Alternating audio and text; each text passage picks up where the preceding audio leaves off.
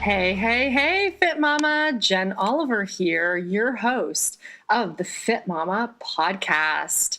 This is the work in to your workout. Hey, hey, hey! Here we are today together again, Fit Mama. I'm so grateful for this podcast, and I'm so grateful for you for connecting with me. And I'm grateful that I am connecting with you. So if you're here listening and you've been a listener or you're a first-time listener, I love connecting with you. And I get so much great feedback online. I love sharing in my stories, and I love seeing in other people sharing in their stories that they're either reading the book or they're listening to the podcast or they're doing a workout or whatever it is that their hashtag FitMama is up to. And I love hearing these stories because this is what keeps me going, Fit Mama. I don't know about you, but I mean, talking, doing this podcast, doing the work I do, working with my incredible Fit Mamas that I look up to as much as they learn from me, I learn from them. And this mutual connection that we have just brings me so much joy. So I wanted to take a minute here. I don't know if it's just that time in my cycle or what, but I am emotional today. And I'm going to probably have to stop this podcast because I'm going to have to cry because it's been intense. Because I love my babies just like you love your babies. And our babies grow. And recently I've been watching old videos, and my kids have been showing me some videos and pictures they had on their iPads, which I didn't even know they had. And they showed them to me, and we were watching them together, and I just thought, oh my goodness, how has 5 years passed by? And I can't believe it. I just can't believe 5 years has passed since I started Fit Mama. It was just around this time. Okay, wow. Whew, yeah. I don't know if I'm going to get through this. I'm going to have to change topics to talk about the actual topic for today because I just had to stop and do some crying and some dancing to just release some energy. Whew, it is emotional, and I cannot believe 5 years has passed since I started Fit Mama. It's been 5 years since my husband started his business, Basketball Immersion, which has done and is doing so well, and it's just so fun. And it's literally, I cry for tears of joy and gratitude. I cry because all the things I dreamed up are in fact reality. And this brings me obviously so much emotion, and I'm just so grateful. And I'm so grateful I've connected with so many Fit Mamas who are experiencing the same thing. They're thriving just like you. And, you know, it's incredible to hear the stories of women standing in their power, of moms enjoying their life. I mean, I just went and picked up 50 new books because I'm doing 2 events in the next month that I need a whole bunch of books for. And just holding my book in my hand today amongst a couple other books I'd ordered on Amazon that I had, and just my book amongst these other books, and just a box of my books and my wisdom, I'll call it, because I have lived, and much like you, I have experienced so much and so many highs, but so many lows that sometimes negate the feeling or the remembering of those highs, of those exciting times, of those times where you're literally celebrating every minute of being alive. And why? Because you can, because you are alive, because no matter what you've been through, you are here right now. You are here doing the best that you can today. That is all you can ask of yourself. And today I really wanted to talk about restriction affliction. And what this means is really about being afflicted by this idea of needing to restrict yourself. You know, this happens a lot with food, and a lot of Fit Mamas that come to me, you know, come with a restriction affliction. And I can tell in their vocabulary around the use of words like, oh, I have to start this, or I have to stop eating this, or I have to change this, or this needs to this, or, it's a very restrictive mindset where cutting out one thing or one food group or one activity, and, it may be an unhealthy activity that you need to cut out. Okay. But it's this restriction in so many areas of our lives that keep us feeling stuck, that keep us feeling like we aren't making any gains or losses, if that's the direction we're trying to go, because it feels hard. And one of the things that I always look for in the work that I do with Fit Mamas is asking them, and here I am asking you, what feels easy? And I have to sort of preface the word easy, not with what feels like it's going to be actually easy, like not in logistically, like it doesn't feel easy to quit smoking if you're a smoker because you're addicted, and it doesn't feel easy to stop yelling at your kids if you're just a chronic yeller. But does it feel easy in your body? And does it feel good? Does it feel like, oh, that would solve so many problems? Oh, that would feel so good if I didn't have that monkey on my back. And honestly, the monkey on your back is probably not your consumption of grains or, sugar or whatever. I mean, it might be that you're feeling under the spell of an addiction, possibly, or it might just feel like you are desiring a change of pace and you feel like you have to change everything to change that one thing. And while I appreciate that in so many ways, because that's how I operate in many ways, but what I've seen and what the literature shows is that a complete overhaul of everything all at once actually does not work because it overwhelms us, right? It overwhelms the system. And that sort of plays into that whole restriction, because a restriction is an overwhelm.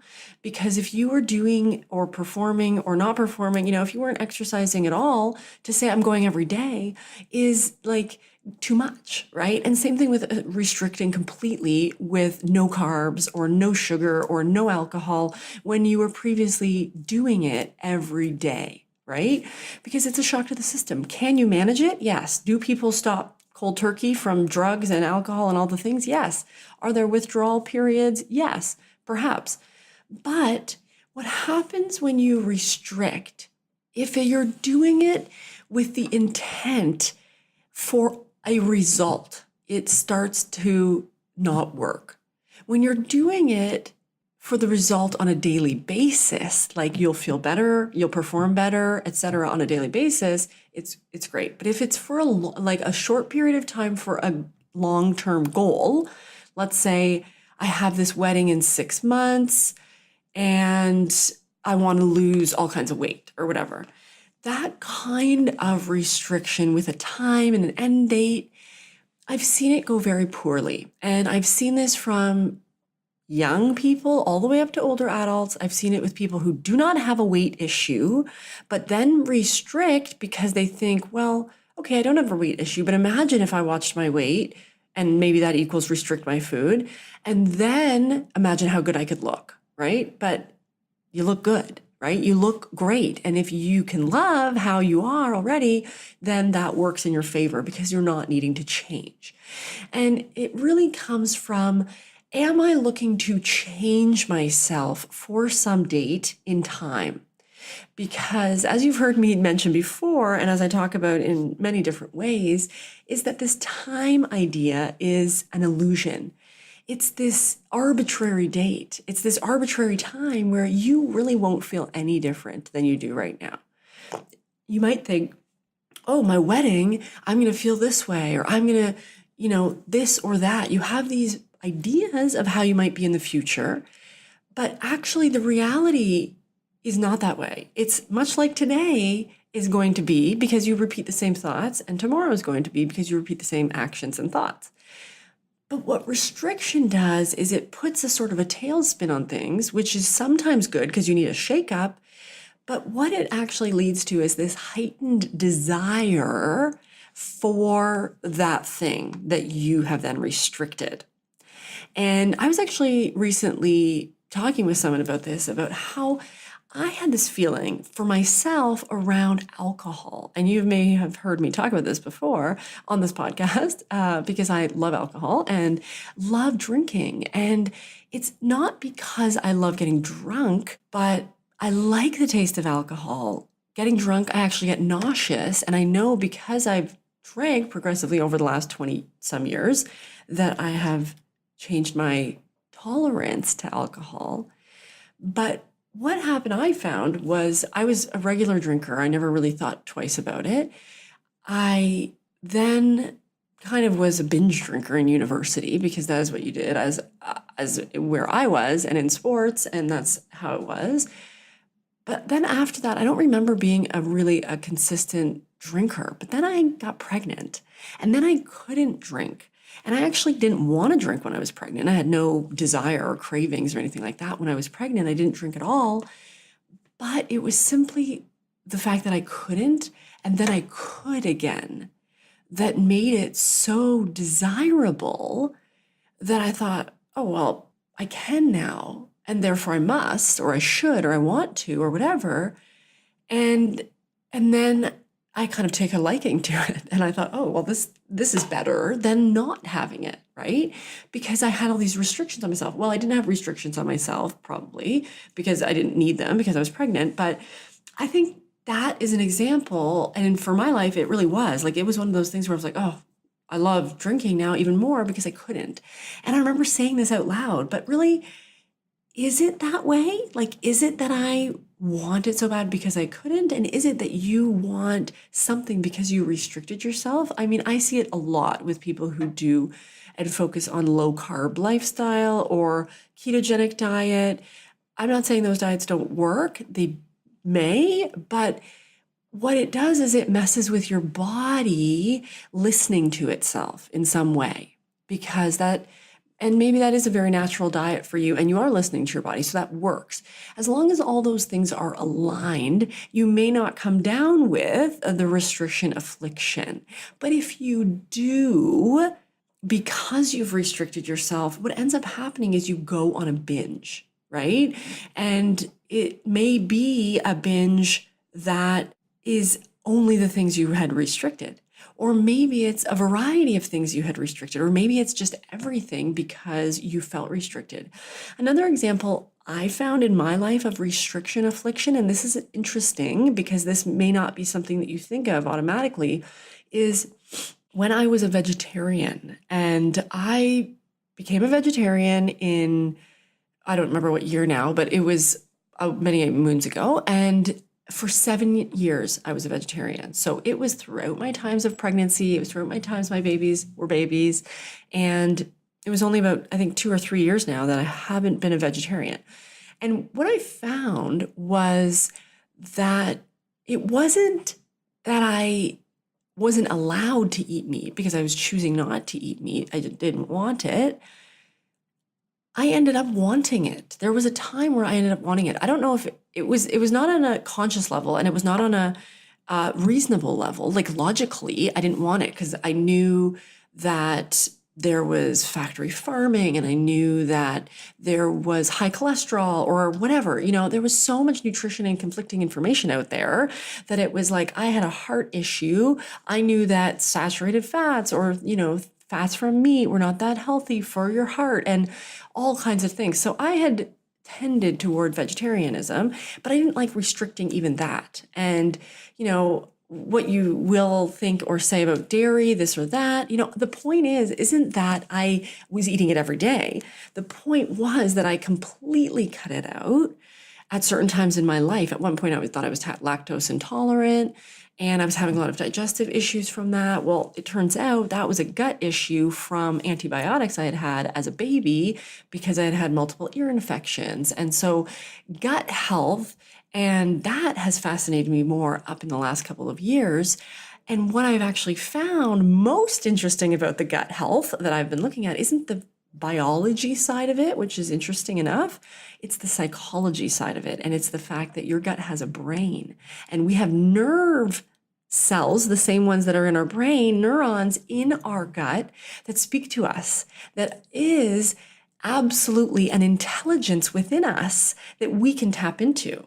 And so what I've found through my evolution personally, and professionally, is that if I set any restrictive boundaries on myself in any way, such as saying I'm a vegan or I'm paleo or I'm meatitarian or breatharian, whatever people might want to call themselves, the minute they label themselves as such, it changes things. And this may not be you. And this is what is interesting, is that if this resonates with you, then that's fantastic. If it doesn't, then it isn't you. And that's okay too, right? You may resonate with a lot of stuff and it may not be this.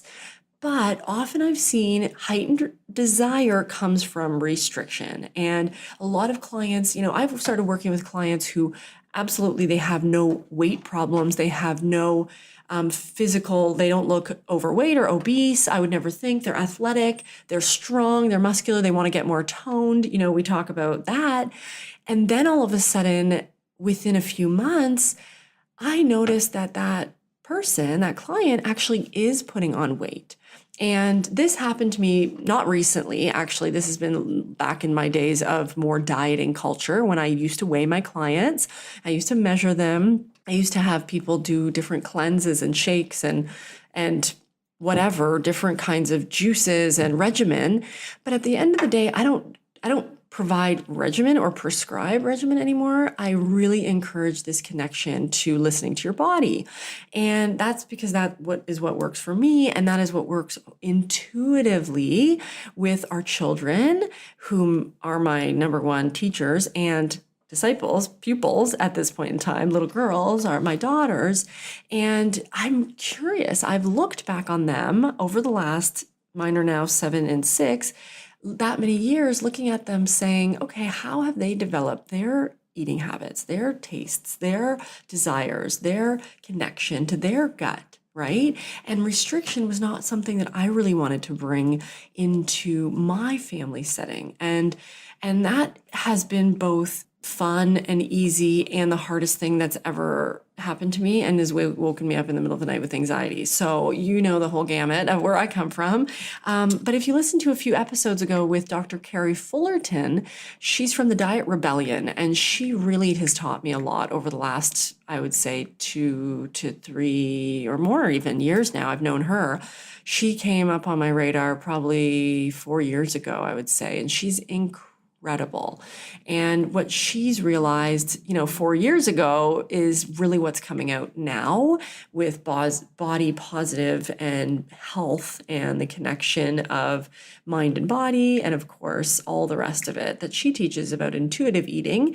But she will, absolutely back me up in saying this, that restriction leads to this heightened desire, and then it leads to binges, right? And I know she's a former binge eater, and she relays to us. I don't know if it was in the episode when she was on the podcast, but I've done live videos with her before and interviews. And, she talks about after having her son that she restricted herself and she was on a no sugar diet or something to lose her baby weight. And she's a naturopath, and she really felt the need to look a certain part, and she felt skinny was that part. And though that wasn't her body type, and after her years of binge eating, she didn't have a skinny body type, and this really played on her. And what happened was that she decided, even against her better judgment and knowing better, she restricted herself, did a no sugar diet or something after she had her son.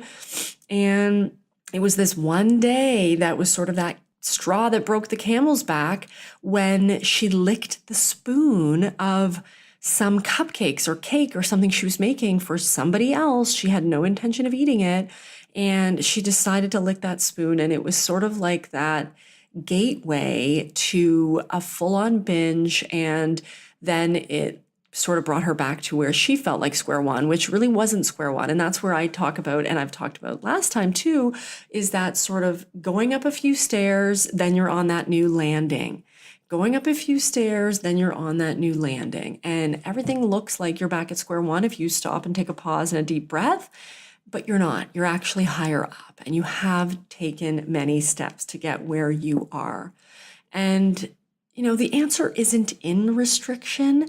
And that's what even I, tell myself often, because I still have the desire. I really do. And, I say this with my tail between my legs. I am just as prone, albeit more years than you may be, depending where your journey is, of being a converted, recovering sort of restrictor, because I was into restricting in the past. And, now my body naturally restricts. Like there are times where I just go a day or, half a day without eating, or I don't feel like breakfast, or I won't eat dinner, or I won't eat after dinner.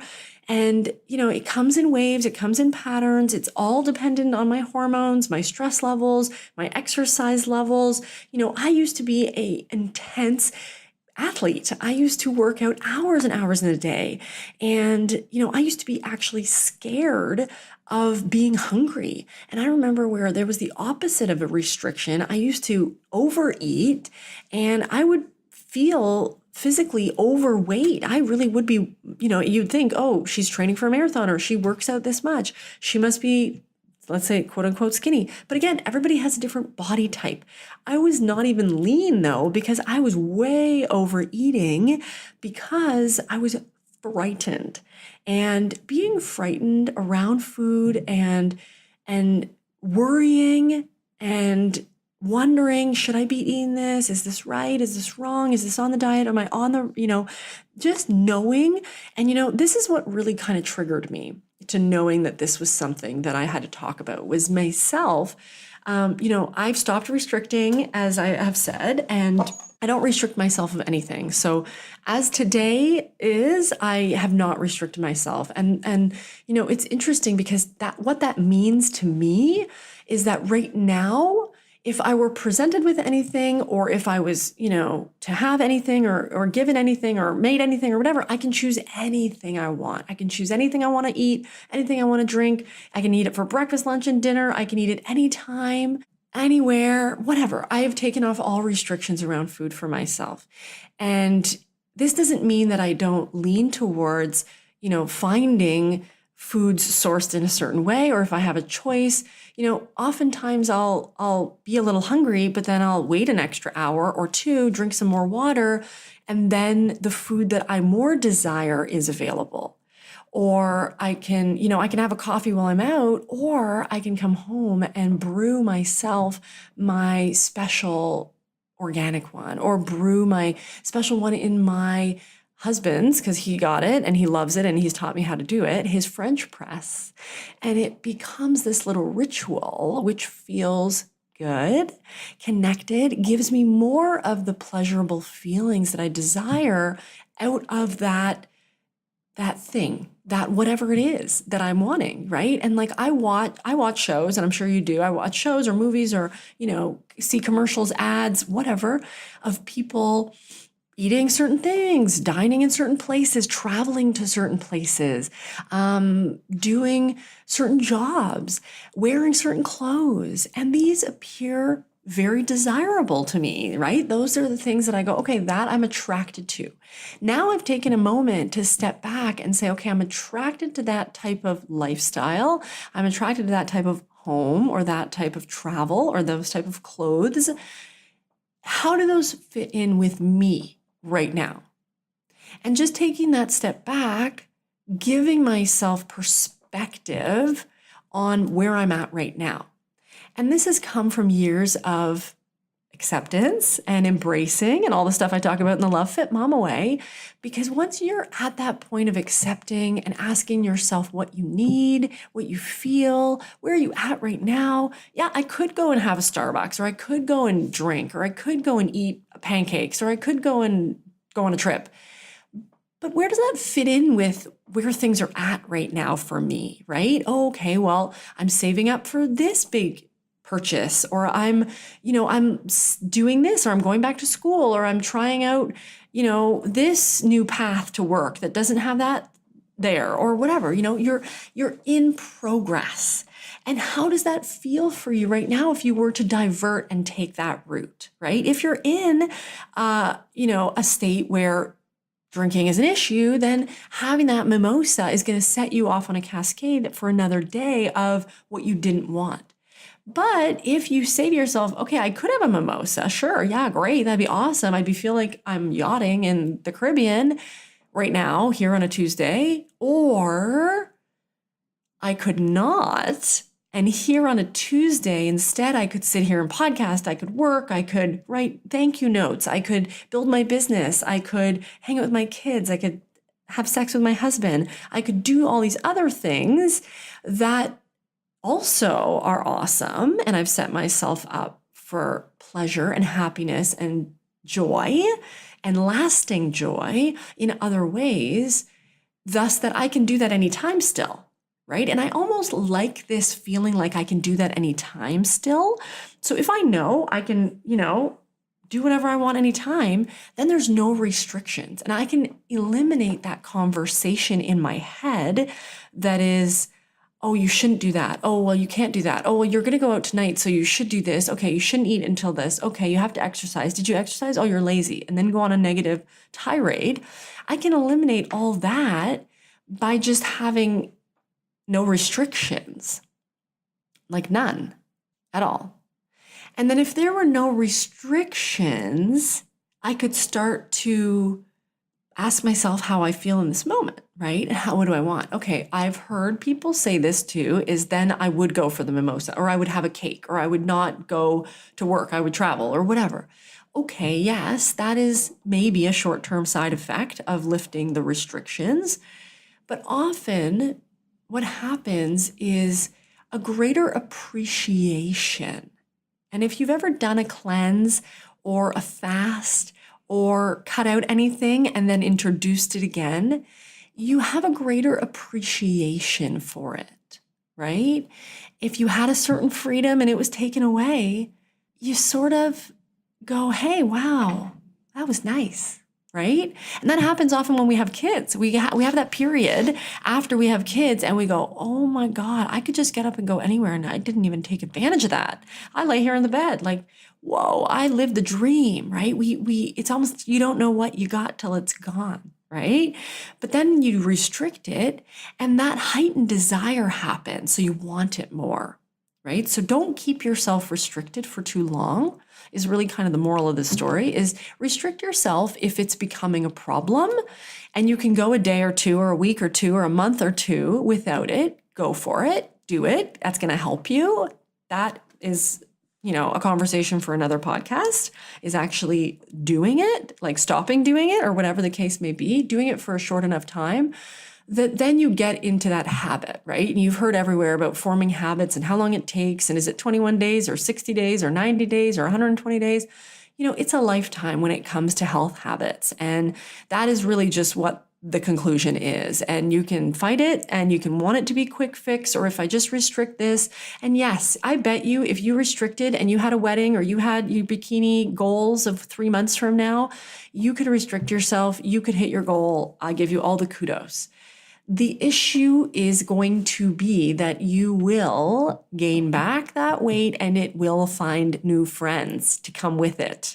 It's like, oh, the party's over here. She's now eating all the things. She's now drinking all the things. She's now stopped the gym completely and given into something. So what is that you're giving into, right? That's where the conversation starts, but it's also sort of the conversation stopper. There. It's like, stop the conversation of, okay, I just binge. It's okay, what's happening here? And when we look under that microscope, a lot of stuff is happening. And the number one thing that tends to happen is that, we had some success with that restriction, right? We stopped that and then we felt good and then we lost weight or we gained sobriety or whatever the case was. And that was great. And that was amazing. And I'm not saying to go back. But in so many cases, unlike giving up alcohol, which you could give up forever, you can't give up food forever. It's not possible. So where is it that we can get in the gray, as I always say, which is not that black and it's not that white. It's in the middle. It's that place we actually don't often want to go because it's not so black and white. It's like, oh, it's a little fuzzy. It's a little gray. It's a little foggy. I can't really see in here. Yeah.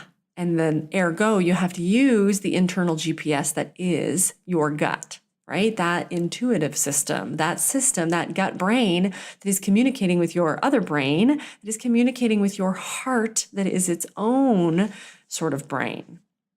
So getting in the gray has a lot of opportunities for evolution, personal evolution and connection and coherence and all kinds of good stuff, which is the Fit Mama journey. And it starts with love, as you know, the Love Fit Mama way. So this is really about starting with love because we've all been here and I still go here, as I've said, and I'm here along the journey with you, holding hands, saying, this is the way, because I'm on it. And I see it's really bright. It's really, really, really bright. And it starts with one thing. You've heard me say this before, but it is becoming my new thing: forgiveness of self, self-forgiveness, forgiving yourself for those past restrictions, Fit Mama, forgiving yourself for the time that you did give up this or that and then binged after. And if you've been successful in giving something up indefinitely or forever, absolutely, I encourage that because that is a certain personality type. And some people are really good with saying, no, I'm not going to have this forever. So, for example, alcohol. For me, at this point where I'm at, I don't feel that that's healthier for me. Maybe it is. We're not going to debate that here per se. But here now in this phase where I'm at, having the option allows me to say no. Having it already told to me no, but even by myself, it all of a sudden sparks my rebellion and then makes me want it even more and give me that heightened desire. So what I do is I go into that place of heightened appreciation instead of heightened desire. And the heightened appreciation begins with forgiving myself and saying, you know what, I forgive myself that I thought I had to restrict you. I feel good, whether you're here or not, I feel good. And allowing myself to actually feel good because it has nothing to do with being able to eat pancakes or not being able to eat pancakes, right? I love pancakes. I don't even know why I'm using that as an example, but it's a funny one because today I went out for breakfast with my family and ordered pancakes as a part of a breakfast that I was ordering. And I actually didn't want pancakes. And I haven't ordered pancakes in a long time, but I love pancakes.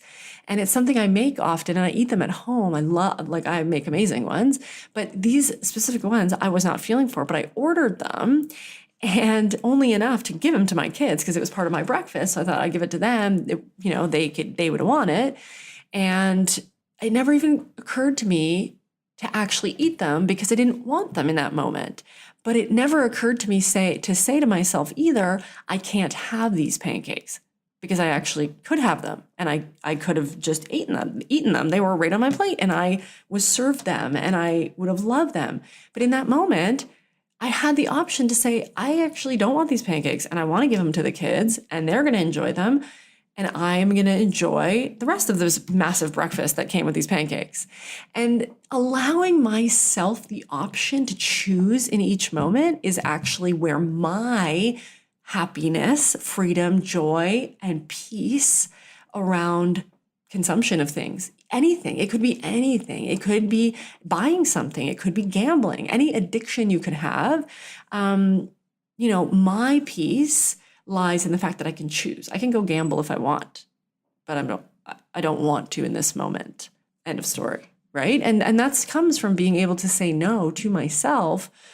And there is a certain level of restriction, it feels like, but it doesn't, because it doesn't feel like restriction. It may sound like restriction, but I should rephrase that. It sounds like restriction when I'm saying I'm not going to gamble today, but it doesn't feel like restriction because I have no that energy, emotion, connection to gambling. So it's a choice. But same thing is to wine or champagne or pancakes or whatever. I don't feel like I have an emotional connection that is luring me in. But the emotional connection starts to build when I restrict. And I've noticed that just in my history of my life. And I'm curious actually where your history lies and where you're at right now in your journey, because we are all on a journey. And, we never know where we're at day to day, and every moment is a new moment. So allow yourself to say, hey, I work best with restriction in certain ways. That's not my story. Or I don't work best. That really rings true for me. And personalities play a role. And I talk a lot about Gretchen Rubin. I mentioned her in the book. I mentioned her previous podcasts here and in videos and blogs. She's amazing. And her whole thing, I love the book Better Than Before. It's a really, really good one. And then she kind of goes into a little bit deeper into something called the 4 tendencies, which she talks about in her book. And she talks about it on the podcast. I think she has a podcast called The Happier or Happiness. The blog is The Happiness Project. So you can go look that up. But anyway, Gretchen Rubin, she talks about personalities and how different personalities play a role. We talk all about that in the FitMama Foundations program. And that's actually where you get a journal, the Better Than Before journal, as part of the program. So if that is something that, is something that you're interested in looking into, send me a note. Talk about reaching out. Why not? I would love to hear from you, because I really want to hear from where you're at right now. Everybody's on a different journey, and this is what I've learned along mine, and this is what I'm seeing with a lot of the fit mamas I'm working with.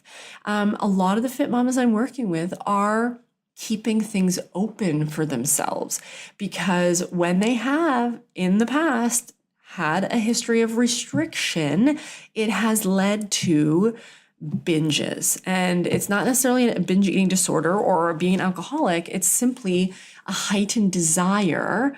And, that's really what I do when I work with people, is just that. It's that heightening of the appreciation, and it's the forgiveness of past restrictions, even yesterday, right? Even this morning, what did I restrict myself from? I forgive myself, right? Letting yourself be forgiven. Maybe you don't anymore. Forgive yourself for the far, far past ones. If that's something that still seems to be bugging you from the inside out. And you'll notice what's bugging you from the inside out. You don't always know what that is, but you will notice by your behavior that something is bugging you from the inside out. And that kind of brings me full circle here to the beginning of this podcast when I was crying right here on the audio. So let's see how much of that needs to stay in. But I really, really, really, really, really am so grateful that I've connected with you, Fit Mama, because, allowing my story out there to, you who have earned it in a way, because it is very personal. And I love that I've earned hearing your stories back. So I'm really looking forward to hearing more from you. I am so, so grateful for 5 years in Fit Mama. We have now the book in bookstores and doing, amazingly worldwide in sales. And I'm doing more book tours coming up this fall, which is really exciting. So there's so much going on. There is a lot of change going on at Fit Mama headquarters. And that's kind of fun. I'm all about the change. You know that. It's positive change. It's opportunity, Fit Mama. It's ways to work with you. It's ways to help you, support you. It's all those things. So I look back on the last 5 years with so much fondness, so much gratitude, so much love in every single way. And I really encourage you to look at yourself, look at your own situation, ask yourself what you can appreciate, and just let go of the restriction around. You can appreciate that, even if you don't intend. I even think about it this way. I went back to eating meat, but I don't eat tons and tons of meat. Who knows? What is tons and tons of meat? Less than someone, more than someone else. I do love meat. So I can still say to myself, every moment I get to choose. And I go multiple times or days or weeks without eating meat. I'm sure of it. I just don't keep track. I just don't log it. I just don't actually worry in any way about it. I just allow myself in that moment to say, this is what I really feel like. Is this something available to me? Is this something I can buy? Is this something I can make? Is this something that's being offered to me?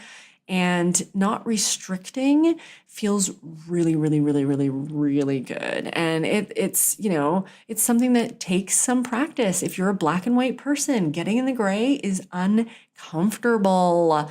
I have been there. I am there. I am constantly uncomfortable. That is how I've been able to keep growing, is living in that discomfort. And I truly, truly think it is a gift to be uncomfortable. And sometimes it just is annoying, but it's fun at the same time. So have fun with it, Fit Mama. Reach out. Please share your stories online. I am always checking it out. I'm always answering everything from you. Have a great day, Fit Mama. Namaste.